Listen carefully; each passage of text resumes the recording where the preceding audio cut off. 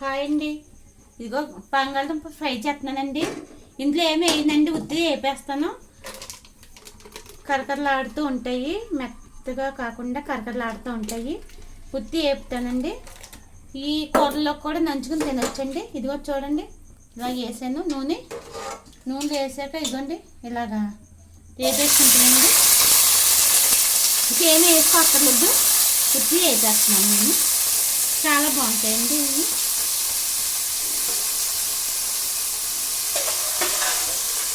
ఇంక ఇలా వేపుకుంటూ ఉంటే చాలండి. ఇంకా ఇలా వేపేసుకుంటే చూసారండి, ఇలా వేపుకోవాలి. దీంట్లో కొంచెం పసుపు వేసుకోవాలండి. పసుపు వేసుకుంటే ముక్కకు అంటుకోదు. మూత పెట్టకూడదండి. బంగాళదుంప బాగా మూత పెడితే మళ్ళీ మెత్తగా వచ్చేస్తుంది, కరకరలాడుతూ రాదు. ఇంకా ఇలాగే వేపేస్తుందండి.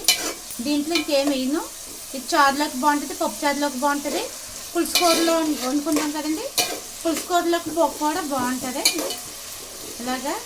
ఇలా చేసుకుంటే చూసారా, ఇలా బాగా వేపేసుకోవాలి.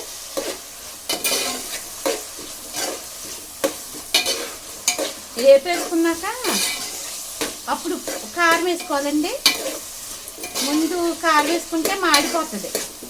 ఇంక ఇలా వేపుకుంటూ ఉండాలి, ఇలా కలుపుకుంటూ ఉండాలి. చూసారండి, ఇలా కలుపుకుంటూనే ఉండాలి. ఇలా కలిపేసుకుని బాగాను ఎప్పుడైనా పప్పు వండుకున్నాం అనుకోండి, ఇంక ఇలా బంగాళదుంపలు ఉత్తియండి వేపేసుకుంటే దాంట్లో నంచుకుంటే బాగుంటాయని ఇలా చేస్తాను నేను. మీరు కూడా ట్రై చేయండి. 10 minutes later. ఇదిగోండి 10 నిమిషాల్లో ఇదిగోండి ఏగిపోయింది. చూసారండి, చక్కగా ఏగినాయి. వేపేసాక నేను ఇంకా కొంచెం పసుపు వేసుకుంటున్నానండి. ఇదిగోండి పసుపు వేస్తున్నాను. ఇదిగోండి ధనియాల పొడి వేసుకోవాలి, కొంచెం ధనియాల పొడి.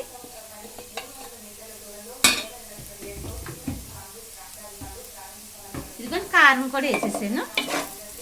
ఇదిగోండి ధనియాలు వేసుకోవాలంటే వేసుకోండి, లేకపోతే మీ ఇష్టం. ఇదిగో చూసారండి, చక్కగా వేగిపోయింది. చూసారా, దీంట్లో